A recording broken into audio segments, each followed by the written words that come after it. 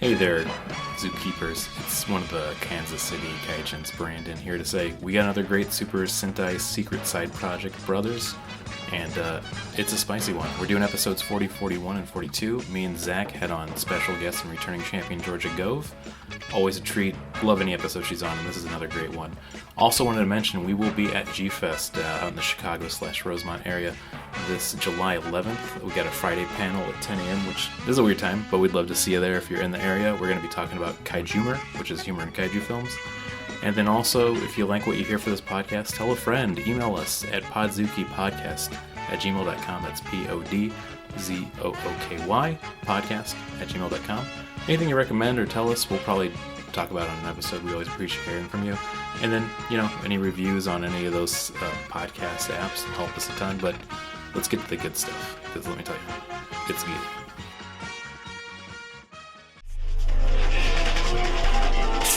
Whoa, whoa, whoa. Keep my business off the gram. Switch my style like I switch hands. Going to war in foreign land. Fuck out the way, bitch, back it up. Shit better get played the palace. Wait. Some other tragedies that happened. I really like your shirt. Thank you. I got a TJ Maxx little treasure. That's from TJ Maxx? That is a TJ You're Maxx a Maxxinista. Yeah, you are. You are a Maxxinista. That is Maxed such a out. dope like, if nobody knows what that is, that just looks like a fun, like fashionable fun. sweater. But then it's like, oh, that's, yeah, The ones I know, yeah. they're like... I need to watch Death Note. I haven't gotten that into Death Note. So Death Note is an interesting one because I really liked the manga, and then the anime came out and it was too over the top and cheesy. Should I read the manga then? I think so, but it's kind of fun with how over top it is. The first, and also I'm a fan of the first half of the Yeah, I anime, think how it is. And then it kind of, at the end, you're like, okay. Yeah. But That's every anime though. Like Right. I got me and my best friend got really obsessed with Bleach for a while. Bleach. Yeah. But I've actually never really watched like fully through because I read the mangas. I didn't really watch the anime. Yeah. And the first arc of Bleach is really It's so great. good. Phenomenal. The first arc is like tight, beautiful, and then after that it's like I don't know what we're doing. Yeah. We're just throwing stuff in this pot. I think it's just a lot of spaghetti to the wall, and it was popular enough. Yeah. And then even the author, towards the end of it's like, okay, I gotta wrap this up. So talented. And then, well, it got canceled. Yeah. And then they're like, wrap it up. Ichigo saying slurs? Yeah. Yeah. I to me. gotta stop making that joke whenever I heard something fancy. Ichigo was saying slurs. He was pretty problematic. Yeah, but they started animating the last arc. Recently, and it's pretty cool. All right. I think it's kind of fun when a creator can come back to it after like they were exhausted from it, and they're like, okay, I can like probably have a more creative approach. Well, yeah, and he's adding stuff that he didn't have time. Yeah. And it's really Or they could just be like complete dog shit, like the Naruto. I'm not gonna get into it. I enjoyed the first arc. It's very similar all the way up to like the Chunin trials. Yeah. And then it just dropped off so hard, and I hated it. And I always went into One Piece, and that's a bad thing to do because One Piece is great. I love One Piece. Continues great the whole time. I'm like, why can't you be like One Piece Naruto? Yeah, I'm watching One Piece right now for the first time. Oh, too. what a joy! Hell yeah! What season are you in? I'm only like, I think I'm 160 episodes. They just got the Skypia. I'm in Skypia too. Yeah. We're in the same place. I feel like it really starts cooking after the Alabaster to the Skypia arc. Alabaster was That was an incredible arc. Did both of you watch the? Oh, we should do very light introductions. We'll get back to this. Welcome to the Super Sentai Side Project, or one of the Podzooky offshoots with me, one of your Kansas City Kaijin bad boys, Brandon Kirkman. Zach Boy's Momo Ranger fan club president. Some great Momo Rangers that happens again. Full happy. We have on special returning champion and guest Georgia Gove, of course. Yeah.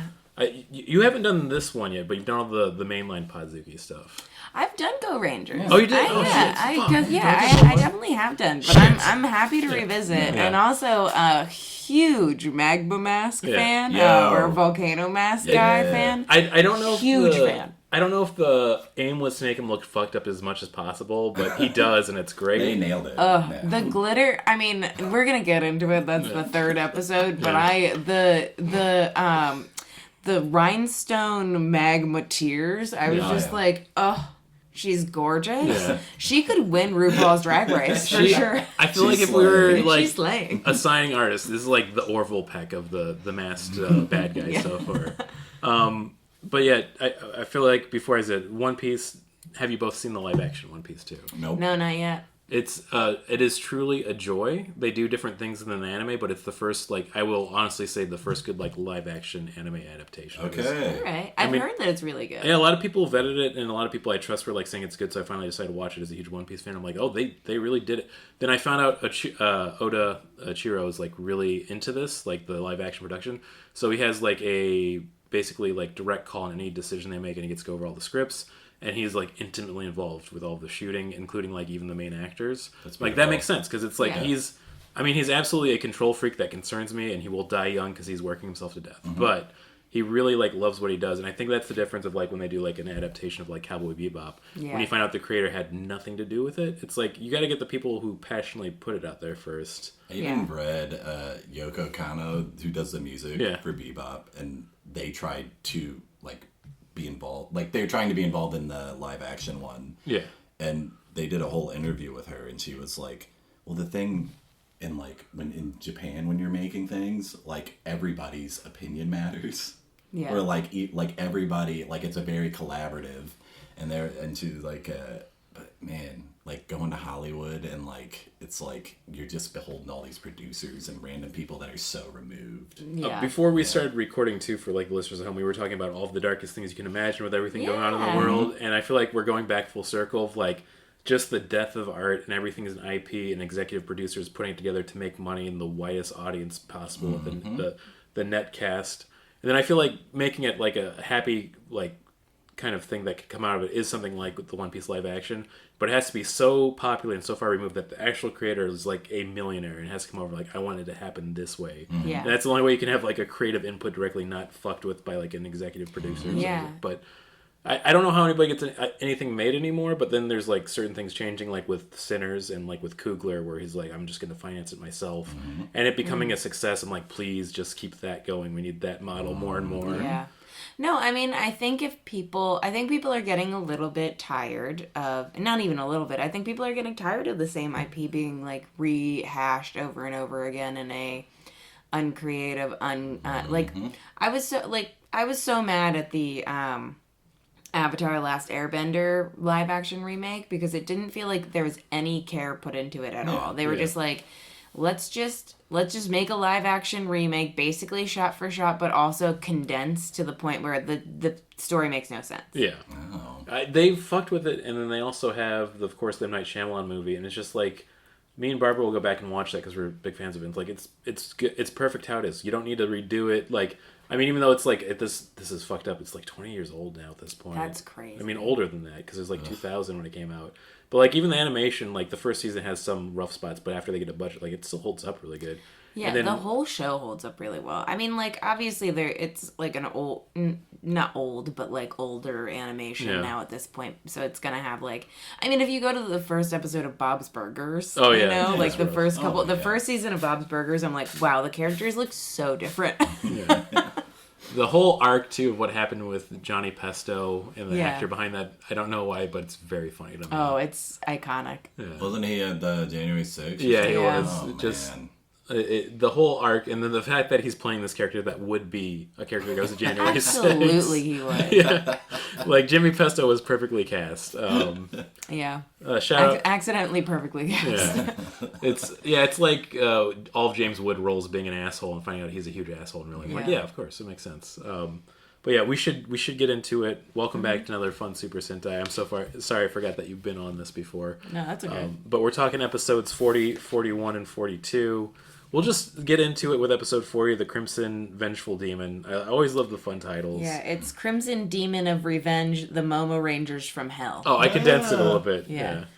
And you know what? Once again, I think, just to start getting into the summary of it, but like, I like that whenever we're presented, this is a show from Japan, 1975, where it could be possibly the most sexist thing you've ever seen. But in this one, it's once again a strong woman just getting it back. And I like that, once again, all the team is very supportive about all the things going on. But and not a single bit of sexual harassment at all, which I like. And I don't know what it says to me as a person. Like, I'm waiting for it to happen, and we're 40 episodes in, and they've been respectful and good the whole time. But I'm just like, no, it's coming. I know it's coming. Other than her shorts are like the go-go shorts are like I'm like, that pussy is out so much. That it is breathing. I see every nook and fold of that. Yeah. I feel like canonically they all know that, like, they're like, we need her. The whole episode was like, we can't even do our move without you. Yeah. So, like, we better be very cool. Yeah. No, they were all very supportive. Mm-hmm. Yeah, but to get a summary of this is like, so the new villain in this episode is Iron Cage Mask. Yeah. Just for going into like a usual mouth through Paul's drag race, getting.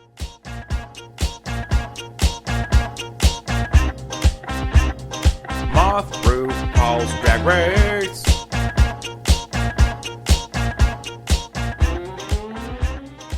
The fashion of the monsters in the episode. He's a fucked up looking guy. He's a fucked up looking guy, but I did write down Iron Cage Mask goes hard. Yeah, he goes hard. He goes real hard. He goes hard. My favorite thing is like he has a little back and forth with Temujin Iron Mask, our favorite bad boy that's still hanging on there. Not for long though. We'll get to that. Yeah. But spoiler. Yeah, at the beginning of the episode, they're like yelling at each other, like, "Oh, you think your plan's better than mine?" It's like, "Well, just you fucking wait." And then when Iron Cage Mask is walking out, he turns his head around, and then Temujin Mask is like, "What the fuck?" Yeah. Does like the 180 degree turn. He's like an owl. He's got like owl head turning energy, but it's almost like the Mars, like Mars attacks. Oh yeah, his head kind of reminds. It does, me of Mars, and he's got Mars the weird attacks. cheeks that kind of look he's like. got the weird. And cheeks. there's something in the cage in his head, but you can't really tell. His whole head is a cage. And he keeps mentioning that he was like an active, one of the operators in Arabia. I guess. Yeah, sure. Yeah, he's from Arabia. Yeah. I thought he was going to have like some type of power with his head spinning like that or do something, but he just does it at that point in the episode and that's it. No, he does it. He does it again. He does it again. Did I not he see does it? A couple times. Yeah. How did I miss it? He shows it off a little. Yeah. They don't have, they can't have a guy who turns his head 180 Okay, degrees I and kept not show watching. it off. Okay, once again, the full disclosure, I was doing the dishes while I was watching this episode. I had my iPad up, so I probably did look away a few times. That's okay. I think it was also like hard to tell if you didn't see it happen because it's just like his. They at the very end when there's the fighting, they just kept cutting back to him and his head was backwards, and you could tell because his head was extending from his cape. Yeah, like it's just the head and then the cape. Yeah, that makes sense because at that point it's probably like I really got to get these dishes in the sink and start this. It's too bad you couldn't turn your head 180 degrees and watch the iPad while you do the dishes. This is why we need cybernetic innovations for humanity as soon as possible. Yeah. And once again, I'm back on board with Elon Musk. Get the chip in me. Get that Neuralink. Okay, this is a quick sidebar. You know, when he said he'd actually do it, which he never would, how great would it be if he did it? Because there's no way he's surviving. No. So funny. No. Do you guys know about his weird fucked up penis? No, I've always just assumed. Yeah, deep down you're like, there's something going on. Do you want to hear the rumor that I heard allegedly for the podcast? Absolutely. So allegedly, he tried to get like a dick lengthening surgery. Now that I would 100% assume too. Yeah, he tried to get like a dick extension surgery, and it went badly. Good. And his penis doesn't work anymore, allegedly, and so all of his kids are pretty much all IVF. I think all of them are IVF. So much of it always makes sense when you hear these things. Yeah. And then let's get in all the Elon Musk gossip because we hate this dude. Also, there's this thing going around on social media, so of course it's not verified, but people keep talking about that he apparently got into a throuple with Stephen Miller and his wife. Oh. And then apparently him and his wife have ran off together, and then Stephen Miller's been subtweeting Elon Musk on Twitter. Yeah. I feel like it deserves to be dead name for how he behaves. Oh, absolutely. Could you imagine being cucked by Elon Musk? No, I just the man with no game. I mean, I'll give him this. When Grimes put out her first album in 2012, I thought it was like such a revolutionary. Or not her for album in 2012, but she had that breakout one with Visions. Yeah. It was like, what a revolutionary artist. I love this music. And then when this has all happened, it's the first time I've had any respect and enjoyment of that music completely wiped away. Yeah, for real. I've given some people passes over the years of like, this is a problematic person, but I really like this art still. Mm-hmm. I mean, other than maybe like a Kanye. Obviously Kanye. Yeah, and no, Kanye's out too. And listen, that one was definitely. Wait, you didn't listen to his latest album? Was it just Heil Hitler? Yeah. Down to 2 more Donda. Yeah, really. Down to 2, down to Donda more. Yeah. Down to be problematic. Down to get psychiatry and help. That would be great. I don't think people understand. As a black person, you don't like.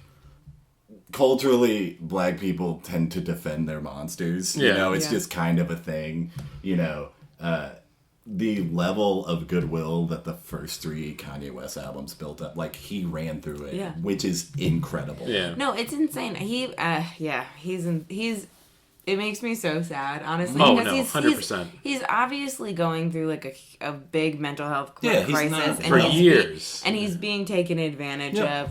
But it doesn't, like, discount the hurt that he's done to the very many communities that he is part of. And then that was actually fun to bring it, like, all the big picture of all the stuff I'm talking about with, like, Grimes. Grimes was so easy to throw away. And then with Kanye, it definitely was way harder. Because, like, Graduation was, like, that was, like, my college album. I loved Graduation so much. Maybe the best first 3 runs, like, the first 3 College albums. Dropout, Well, and his production on, like, Jay-Z's albums and he's Kid one of the Cudi, best producers. Any top 10 list of producers, he's in it. Yeah. You know? It's him and DJ Mustard.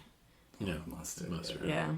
Well, you know what, Kendrick, I feel like he's not going to fuck it up, right? He's this late in his career. His politics always seem good. I don't know. Well, I don't want to put it out there. Let's knock on wood for that one because I want Kendrick to be. Yeah. I love Kendrick, so I want him to be good. Anyway, back to back to episode 40. You know, we're talking about Iron Cage Masks. He's having his tiff. His idea is like, okay, I know the things that they're doing. The special move they keep doing sucks. It's killing us. We don't like it. Also, the Variabloon's fucking us up. But they need all of the Rangers to operate both of these things, so I'm going to grab one of them and, you know, mind wipe them. Or control them, basically. So he gets, basically, Peggy / Memo Ranger by herself in this weird mist that he makes. Gets him back to the base. The mist is coming from his head. I do want to. Okay, I did not realize that. It's coming from out of his cage head because they cut back to him at one point, and he's got like a mist coming out. So that's a smoke machine. Yeah, it's a smoke machine in the cage on his head. It's basically like a sauna where it's just hot coals and just spraying the water on it. Yeah. I think it's always embarrassing when I don't get that, and I realize like this was a child's show for, you know, kids back in Japan, 1975. And I did not the smoke's from him. The smoke came from his head. Yeah. I'm sorry, was this the episode 2 where at the beginning they're like, like the black, they're watching like tape? They're watching tape. That, like they're a high school football team. Exactly, like, and also like I was like, where are they getting this tape from? I'm like, this is great camera work. Like, who's holding the camera anytime they're fighting? Before the age of smartphones, like that's even more like, damn. And the Fury's like, they're killing us out here. Basically, I like, once again, the writing on the show always does impress me because we're 42 episodes in at the end of this recording, and I'm still loving it. And I think the reason is that it is cheesy to say this, but I love that they're such a good team together because she gets back. I like that once again they don't pull any punches. Like, oh, she's brainwashed. What are we gonna do about this? Yeah, so he brainwashed her. Yeah. And I was like, first of all, I wrote low key. This is a good plan from Iron Cage Mask. Yes. Good plan. We should start rating the plans for each of them. Yeah. This is a 4 out of 5. I feel like. Yeah, I think this honestly. Out of 5, 4 out of 5. Yeah, absolutely. This is a pretty solid plan. Yeah. But he doesn't account for love. No. And they never do. They never do. They never account for love. Or just putting someone in a flaming cage. Yeah, or putting someone in a flaming cage, which I also really loved. They brainwash her to hate the Go Rangers. Yeah. And then they find her. My favorite line from when they're looking for Peggy is I don't know who's in the Vera balloon, but they're like, I can't see anything that looks like Peggy. And I'm like, we'll take anything formed like Peggy now. I can't see a rock that looks like Peggy. I can't see a tree that looks like Peggy. None of these trees are wearing go-go shorts. At least something to make us do a double take and say that's not Peggy. You know. The writing, I think, so I've thought about this too. The translations, I think, are pretty good for this. I wouldn't know. I don't know Japanese, but whenever they have the kids doing the riddle, you can tell it's directly translated from Japanese because it doesn't make sense. Mm. So I think it's funny of what is the direct translation of like Japanese? Where are they saying like, we can't find Peggy anywhere? Or is it literally Japanese saying, I don't see anything that looks like a Peggy? Nothing looks like a Peggy. I think they probably did because like I feel like this group of translators doing it, which is, once again, I should advertise this. This is all on archive.org. As a free service, you just type in Himitsu Sentai Gorangers, and you can watch all of them subtitled for free. Pretty incredible. Archive.org, please do not kill it. Current government that's doing everything evil. Yeah. But we beg. they have all the episodes translated. I feel like they it's pretty spot on. So I feel like she had to be saying something like that. Yeah.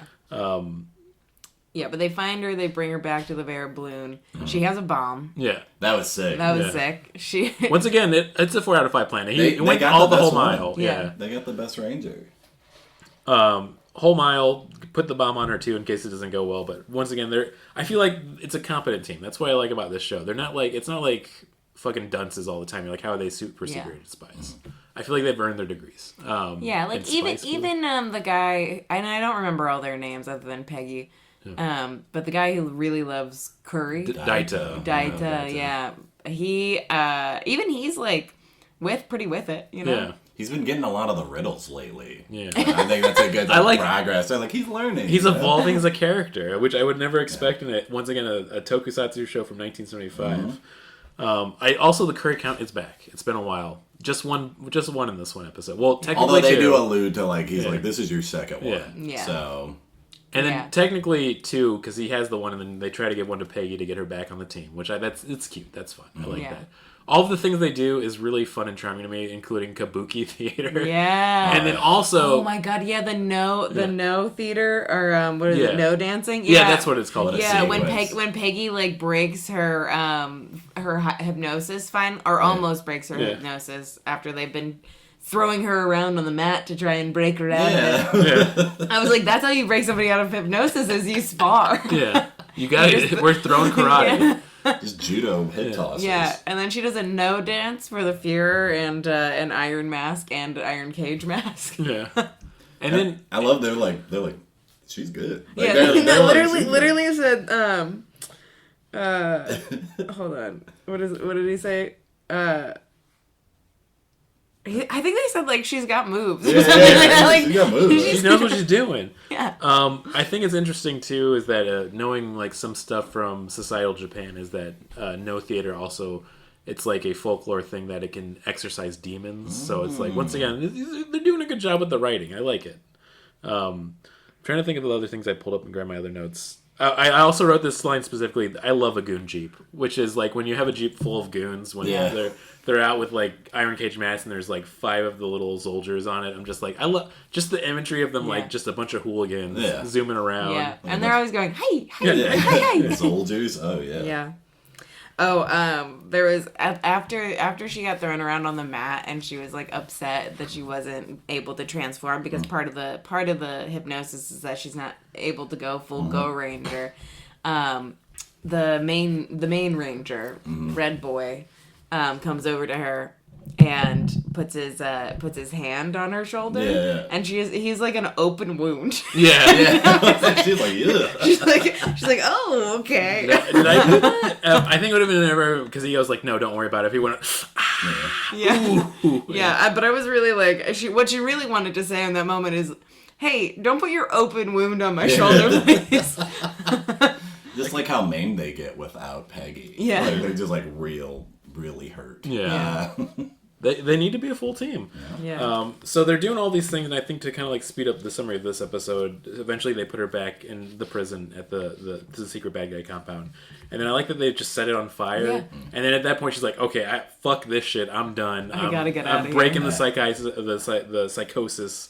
So she's able to transform. They get out there, and then they just do a very thorough ass kicking of Iron Cage Mask, which is fun. Mm-hmm. I do like when she strapped the bomb to herself too. Yeah, she's like, I'll blow everybody up in here. She had a time bomb on, right, and then she's like, I gotta defuse it. And we didn't really see her. We didn't really see her defuse it. But at some point, it's just gone. She's like took the battery out of the timer. These 3 episodes, there's a lot of bomb shenanigans. Yeah. There's a lot of bomb shenanigans. Good for them, I feel like. Have fun with bombs.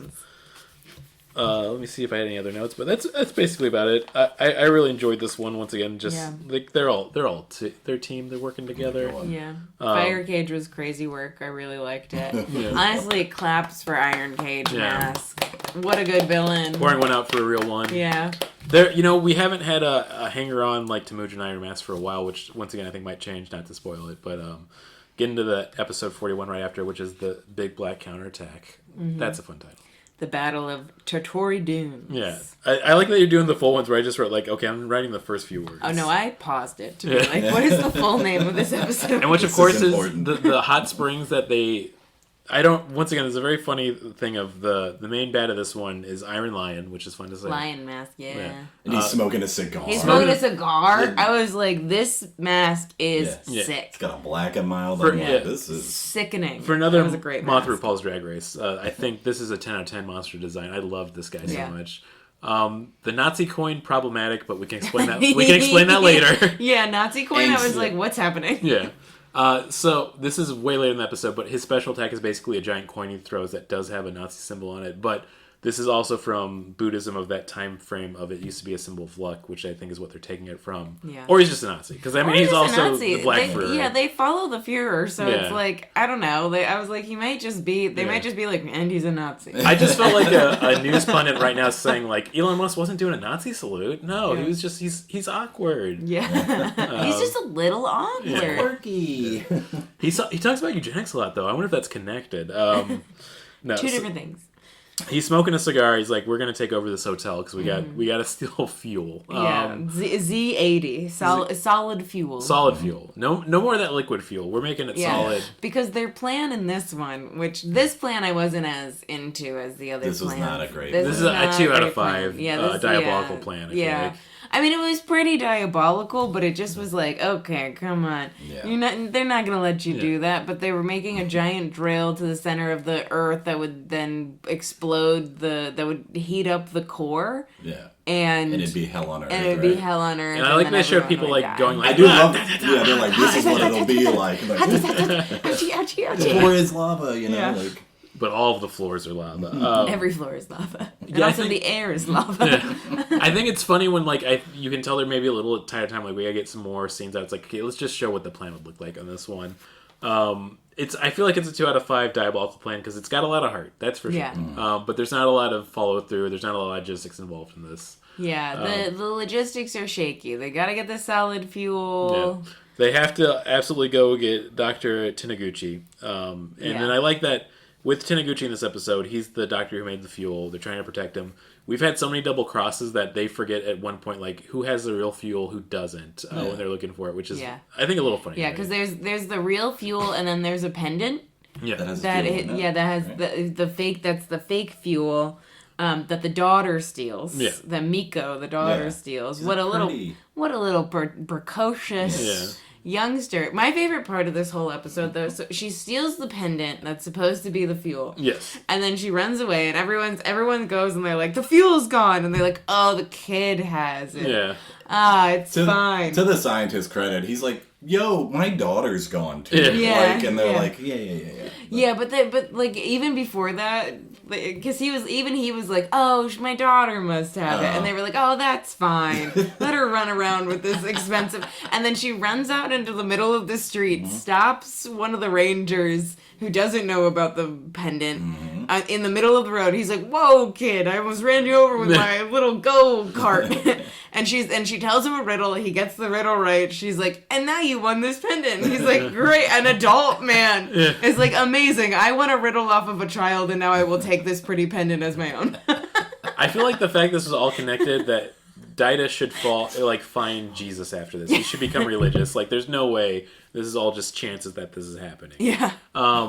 It's ridiculous. They could have just wrote, we're trailing the doctor because we know that the Black Führer army is trying to kill him, and then we're going to pick up the pendant from the daughter. But instead it's like, let's make it all happenstance for no reason. Yeah. What was that weird move where one of the soldiers had a bug on a fish hook? Yeah. Oh, yeah. And threw it, like, perfect a very comical thing of, like, having the bug be a bug, which makes sense, but they made it like a giant comical toy bug. Yeah, a giant comical spider, which they saw and then they destroyed. And then at a second point, there was a spider web. A spider web in the corner that was awesome. I was like, what is this technology? Yeah. There's a spider web listening device? Pretty crazy. I thought you were supposed to make bugs not look like things you would step on. Yes. That's where I'm like... There was a funny moment where they had the bug and they're like, the bug's a bug. I'm like, okay, you got to do that. Yeah. But the plans are all over the place. Mito Ranger, which is Suka's the name of the character. I like that he eventually gets taken as like one of the hostages when they're trying to get all these people to like threaten to give us the fuel. Well, and he deserved that because he literally did take a pendant off of a child, you know, and he didn't know what it was about. I do gotta say though, for a drip in fashion though, he's looking good this episode. He did look drip. The trench coat, the drip was real. Yeah. The drip was real.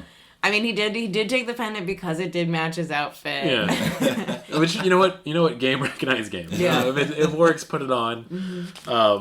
He does some cool karate moves. That it changes back into the Ranger, and they all kind of jump in. And we got all of the double cross stuff revealed after that, where they're like, okay, well, we know where to go to get the fuel. And then there's a scene, very funny, of a giant magnet that Iron Lion's carrying around. Yeah, because what is Mito Ranger? Yeah, Mito Ranger hid the or Suko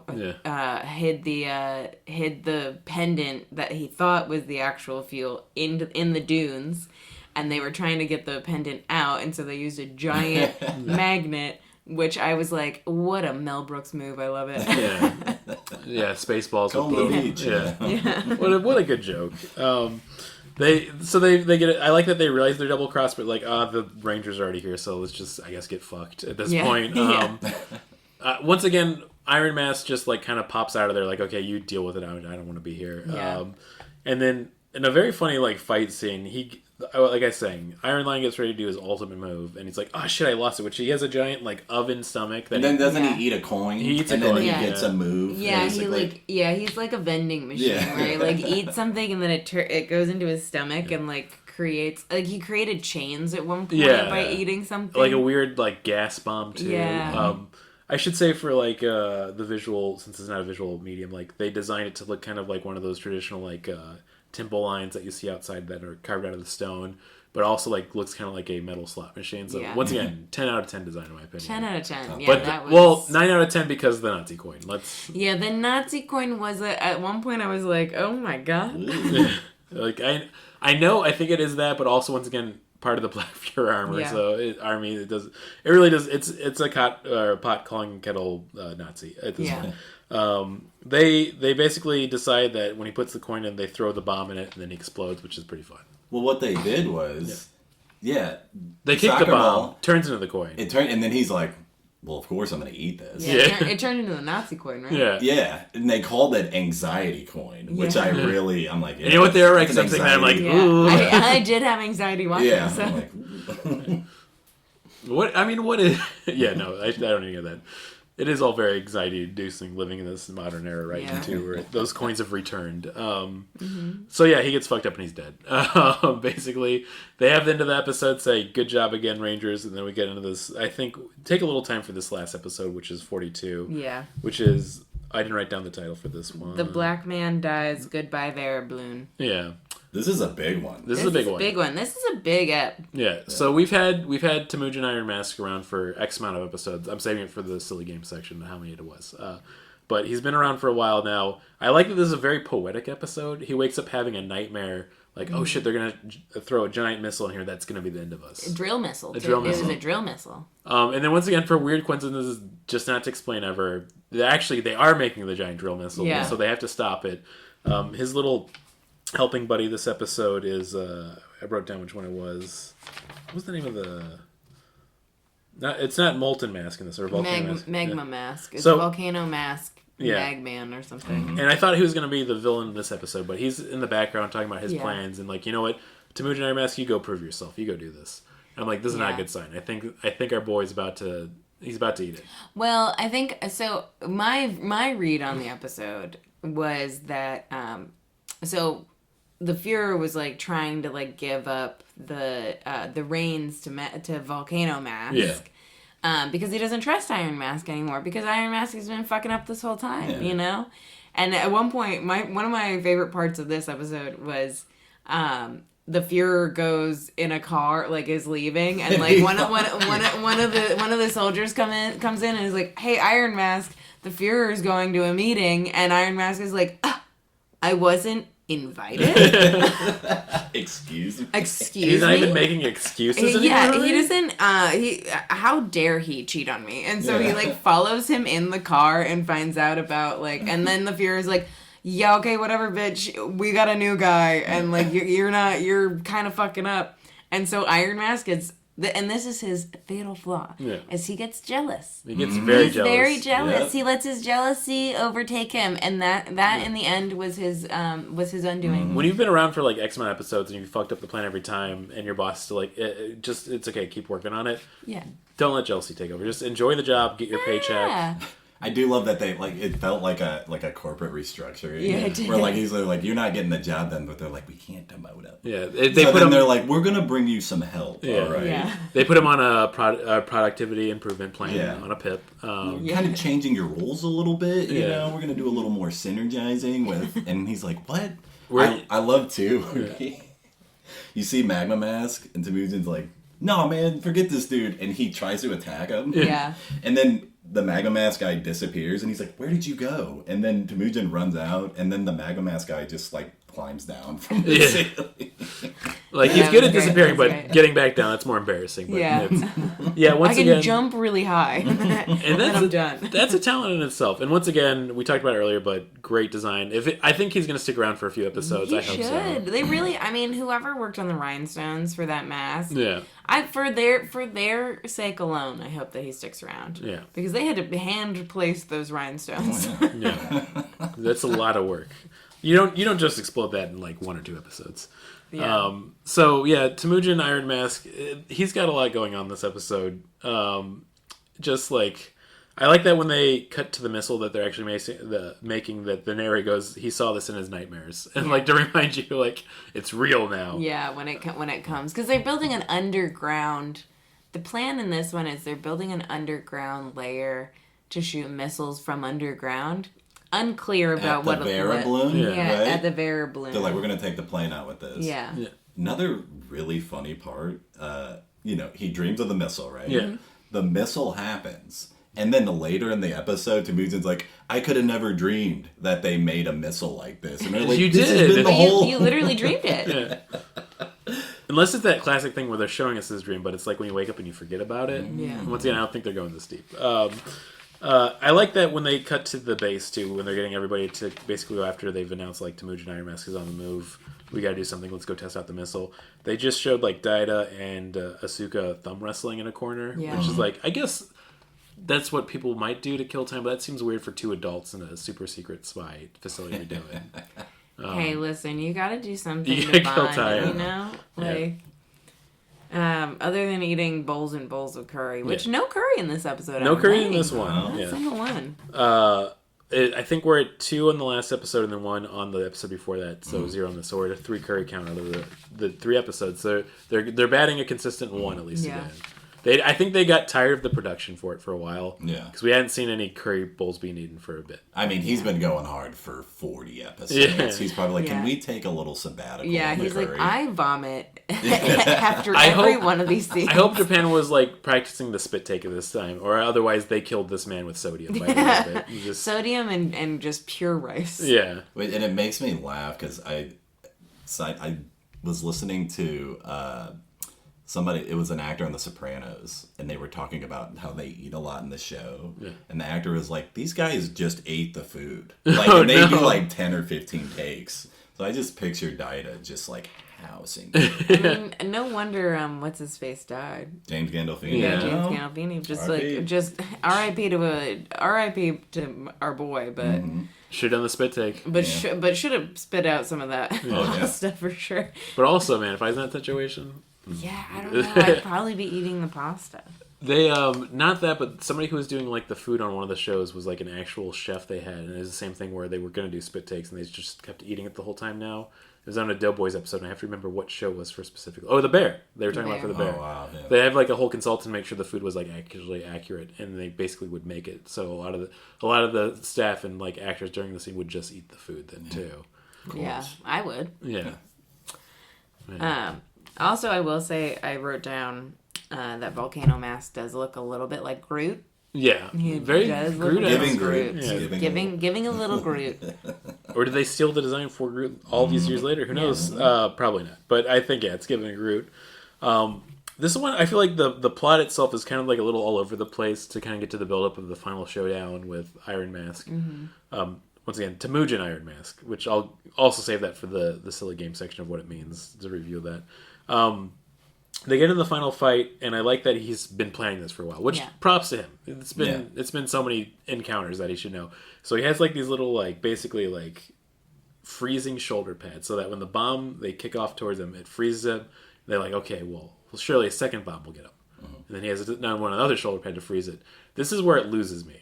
And we don't really get like a diabolical plan for this episode because they're not doing anything. It's more of him just trying to take down the Go Rangers. And he's doing a good job for a while. And initially, Magma Mask, he gets them. Yeah. He has them. They're about to execute them.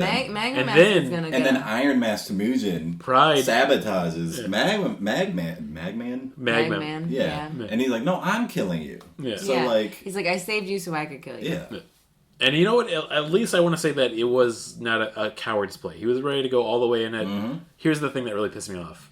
Before you run off and you steal the Veribloon, take off the bombs. Why did you not take off the bombs from your shoulders? I was watching it with Tucker while we were eating dinner, and Tucker was like, he's like, why would you not take off the bombs? She's like, yeah, I don't know. They're good bombs. I'm not going to waste these bombs. I'm going to put them in the freezer at home. Yeah. And I mean, I guess the plan would work because I like that they were narrating on the ground where Daida and Asuka were like, well, the temperature's going to heat up inside of the Veribloon, so once they melt, it's game over. And it's just like, I wonder if he was like thinking like, I should have turned on the AC. Just like, and they made the Veribloon go up further too because they're like, the higher you go, the warmer it is, which is not true also. Yeah. Isn't it colder? It gets colder up there. But I did like the design of the bombs on the shoulder because they're like wrapped in they're frozen, quote unquote, but they're like wrapped in a tissue paper. Yeah, a tissue paper. And then as the bombs melt, like it's the bombs, but they're like the tissue paper's off and it's like painted. Yeah. You know, it's got a little like snow spray on it. It's really fun. And I was like, beautiful work. And gorgeous work. I'm gonna give this to our boy. R.I.P. He does die this episode. Yeah. Temujin Iron Mask. He did also have the goal of I'm going to destroy the Veribloon. And you know what? Yeah, he did that. He gave his life. He got it. And the Fuhrer even acknowledged that, you know? He was like, he was a pain in my fucking ass. He gave him his flowers, Yeah, he did give him his flowers. Before he put his 2 weeks in, he turned in the project, and goddamn it was immaculate. It was perfect, which was destroying the Veribloon. They blew it up, but I feel like they should have... Listen, I'm not going to judge it. I've been loving this show. They should have spread it over a few episodes. We gotta get a new Veribloon, but I like at the end of it that the commander's like, "Check this shit out, guys! It's the Veridine." The Veridine. I was like, oh, new Veribloon's cute. It looks good. It's got claws. I like that a little tank comes out of it. A little tank comes out of it. The nerd in me is like, I know that eventually they get the Mechazords. They get basically the robots that combine to make a giant guy that fights the big guys. And I like that. Oh, I can see the DNA. It's right there. They have the flying ship that's cool, and a little tank comes out of it. Now you just gotta put them together. Yeah. No, I was like, oh, this is why they had to destroy the Veribloon because they got a boost in production value, and so they were able to build something a little better. And also, like a producer was coming and is like, we gotta sell some new toys. Yeah. The Veribloon's not going off. It's not going off the shelves like it used to. Which is kind of sad because I noticed this episode is very Veribloon centric, and the Veribloon it had a better paint job than it normally. It had little flames on it and stuff. I'm like, all right. And then I'm like, they're not going to blow up the Veribloon. And once again... They blew up the Veribloon. Our Nerdovision star, the Blue Ranger, which is Shinmi, he loved the Veribloon. He loved repairing it. It was his boy. So I feel like they should have also hit him grieving a little bit. I feel like they did the salute at the end of the Veribloon. It was pretty lit. Yeah, they did the Nazi salute. They did the Elon Musk awkward salute. I was like, what are we doing, folks? Yeah. The Black Fuhrer is watching. He's like, no, that's ours. No, this is confusing now. This is our salute, all right? You're appropriating. Yeah, don't appropriate our salute. We hate you. So I feel like we could just get to the reviews. Once again, we're doing it 5 out of 5 Rangers. It's been a little bit... I looked at the backlog. Like, we haven't gotten together to do this, I think, since like January. So apologies. Also, for the listeners at home, that we're doing the side projects usually when stuff's going on, and I want to get some time with Zach because you're always a great host to have here. Get some good hosts. But we were taking some time off because Zach was covering, and then I did a few others with other people because Luke just got heart surgery. He's doing good now, so he's recovering. Okay, good.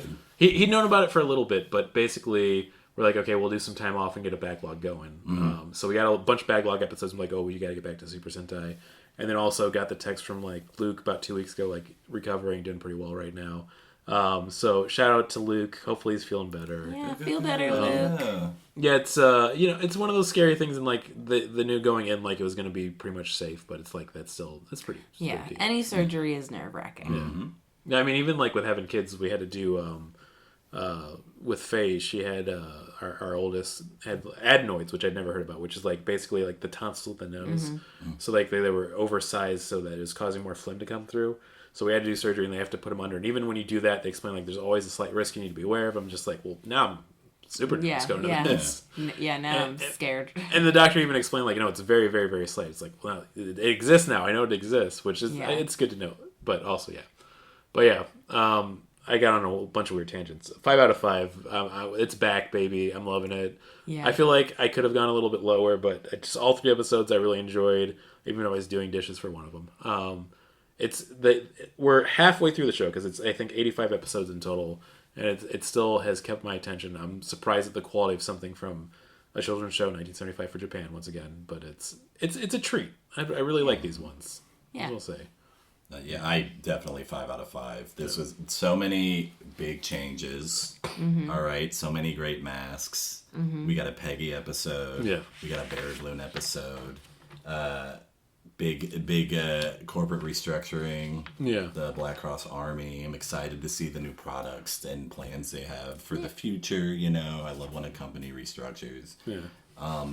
Yeah. Magma Mask's going to have the whole, like, I really enjoy live music in the city and checking out new restaurants. If you have any good recommendations, let me know. Putting a foosball table in the base, stuff like that. We're going to have a little nap corner. Yeah. A lactation station. Which is good. They're modernizing things. It's, I feel like he'll do good work, I feel like. I hope so. I'm excited. I'm excited for you guys. I might watch a couple Magma Mask episodes. I feel like... Once again, I recommend this show if you are killing some time with some friends or you're also smoking a lot of weed. Yeah. Great show. Oh, yeah, it is. It's pretty fun. I would say 5 out of 5 Rangers, too, because I really did like the Peggy episode. That was great. The masks were just great, these 3 episodes. I feel like 5 out of 5, it's like we should have an official, like, this is a Gold Ranger status set of episodes we've done. Yeah. There's been a few Gold Rangers. I don't need to get into that, but I feel like kind of dovetailing. Unless you had any more comments, we should get through. No, the mask. These 3. The designs all around are great. Yeah, too. we decided we started with Iron Cage mask, which was a sick fucking mask. Yeah, and then the Lion mask, which ruled, and then really cool. And then the Magma mask, which fucks hard. Yeah. And I I'm just excited that I was here to see the death of Temujin Iron Mask and the Vera Balloon pour some out, And the intro to the Veradine, is that the Veradine. Veradine. Eventually becoming the Polydine. The Polydine. Oh no. It's just her face and she's like, butter! Yeah. And other slurs. And slurs. Butter and slurs. If she'd only stayed and watched herself and made it all the way to the second Trump administration, she'd be working one of the... Well, actually, it's probably not too late. She might get a position soon. She'd be the head of the kitchen for sure. Yeah. Mm-hmm. Man, what a nightmare we live in. I'm sorry I brought it back. Let's get back to fun things. I feel like I'm going to get right into the stupid game section. Quit playing stupid games. Which is, I decided to honor our boy Temujin Iron Mask. Doing some trivia. We love him. The very first question I want to ask is that in the Super Sentai series, they do a lot of recursions. There's a lot of characters that come back. I won't give away too much, but like even like the Black Leader, he comes back in later seasons every once in a while. Do they ever make a return appearance of Temujin Iron Mask in any of the future series? I'll give you a yes or no for both of this on this. I'm going to say yeah. I like that. Confident. I think he's gone. Yeah. I don't want to get my hopes up. Okay, Zach, you're getting the first point on this one. I was surprised about this because as a fan of Tokusatsu and some of the Super Sentai shows, they love reusing stuff. They love bringing back things because once again, it is a bunch of children that love it and man-children. Man-children love it like, oh, they brought my guy back. But you know what? I almost feel upset. Like they gotta honor him. I love this guy. They should put him in the newest season for some reason. Who cares? I thought just the way he went out was so... It's pretty dope. Yeah. I'm like, I don't know if there's any...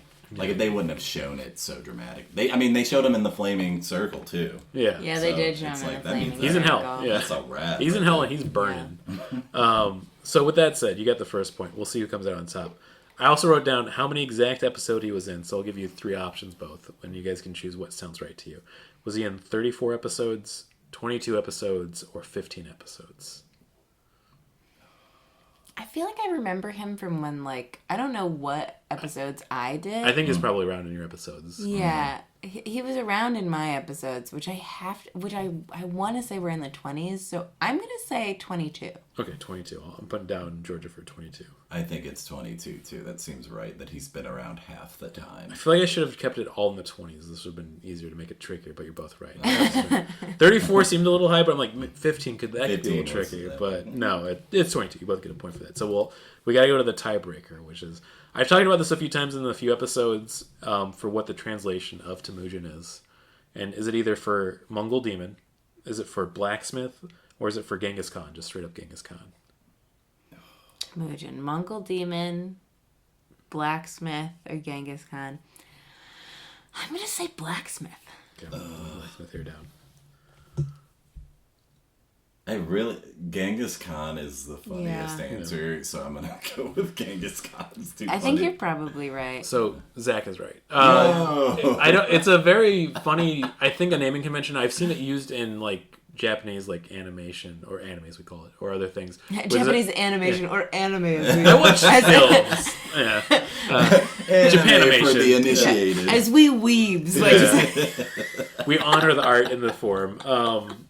But the thing that really cracked me up about this is that Temujin's used very often. It is just straight up saying Genghis Khan, but it means like basically Mongol conqueror in Japanese. So it's kind of like it probably hasn't aged well because I get the impression it's like a noble savage kind of name. But I feel like it's kind of fitting. Blacksmith is actually the Mongolian name of Genghis Khan where it comes from, so it's kind of correct too. But I was having fun with it. And then Mongol Demon is another way to say Genghis Khan, so they were actually all kind of correct. But it's specifically Genghis Khan. So you got all 3 of them right. Look at you. You're ready. You're a Go Rangers expert. I am as the president of the Momo Ranger fan club. We put a lot of hours in. Momo Ranger. Great. Icon. Is everything. Yeah. I feel like the Beyonce of Tokusatsu. I mean, not to put it out there, but also the whole outfit when she does her Go Ranger thing. Yeah. The heart mask, incredible. The earrings that explode, amazing. And once again, I feel like there could be like so many like weird or sexist things or giving her weapons that are like this is a girl's weapon or girls don't fight, but instead they just give her fucking explosives. Yeah. I love that. Yeah, they're like heart-shaped explosives. We love it. Yeah, I love it. She goes, "Here I go." Every time she's about to here I go. Yeah. You go, girl. Yeah. So, still enjoying the show, but I feel like we can start wrapping it up here. We'll get into the recommendations or plugs.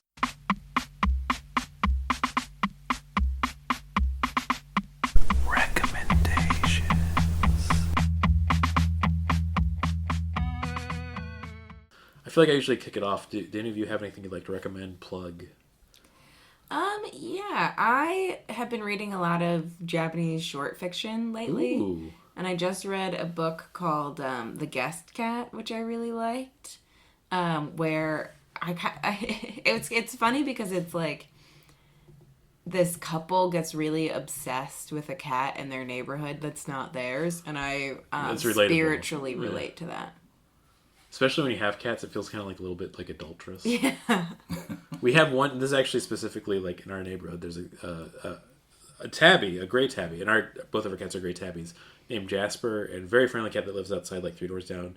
And we'll be petting it every once in a while. It comes by, and I'm like, "Ooh, this feels kind of bad," because like it even looks like our cats.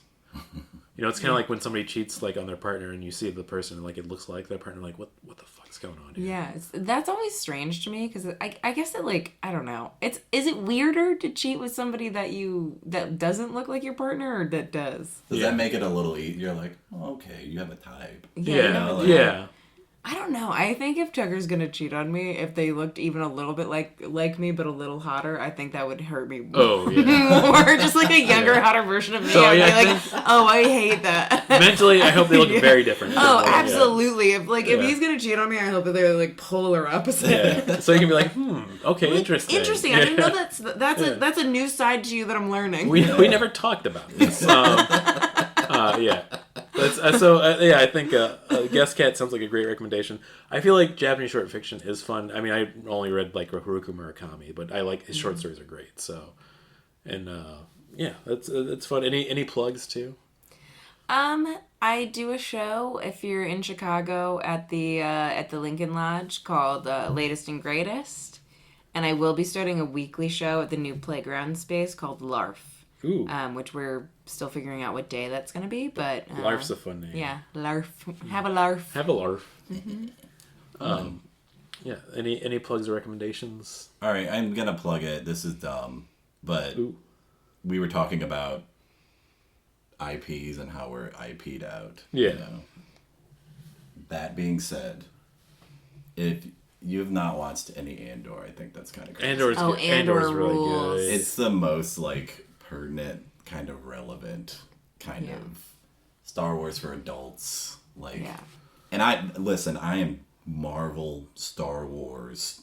I'm done. I'm so out of it. I had the feeling when I was watching of like upset, like the classic cliche of a heist movie, like, they fucking brought me back for one more job. Yeah. I'm fucking in. Tony Gilroy is a genius. Yeah, no, it's an amazing series. Yeah. I knew that was like really hitting a spot because I saw people on Blue Sky complaining about it. It's like, oh, you're going to enjoy a leftist message from Disney? Like, oh, it's good. That's why. They're upset that they enjoyed it. I mean, one of the characters' whole thing is he talks about using the tools of your enemies to fight them. I'm like, this is all so meta and very well written and thought out. And I highly recommend it. It's a nice catharsis of everything that's going on right now. And even more like pertinent the fact that it's coming out of like the Disney era of Star Wars, where you're having all the executive producers.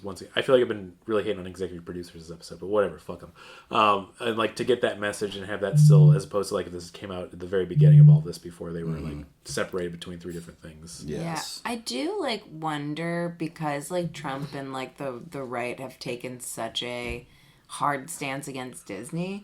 I wonder if like part of the reason why they allowed Andor to happen, like it doesn't seem like they had a super hand in like dulling the message. No. Yeah. So I kind of wonder if they like let it come out, like this because they're like, hey, and fuck you.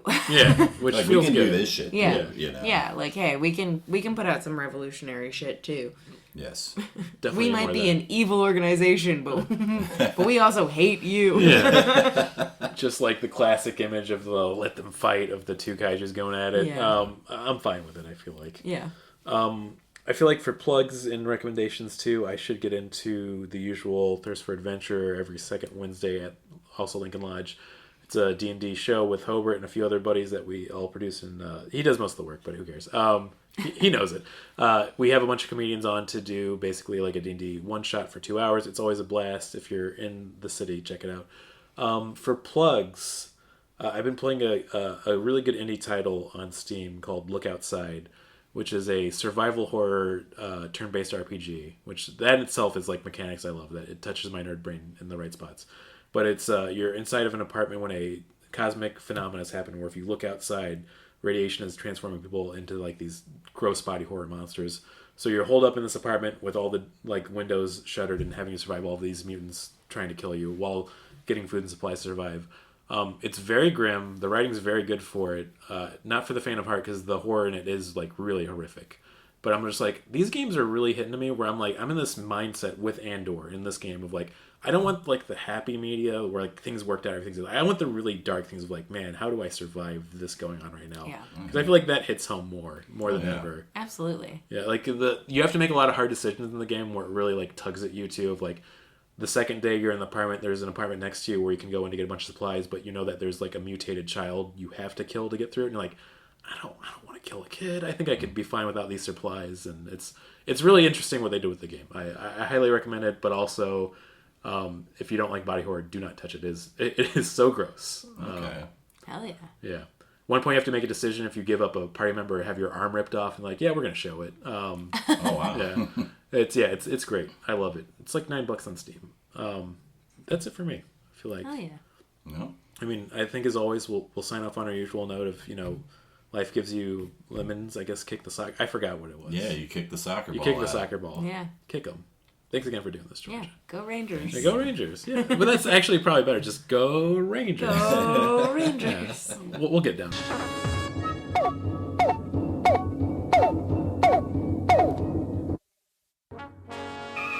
We regret that you have not yet complied with our order. This show has been brought to you by Machine Culture.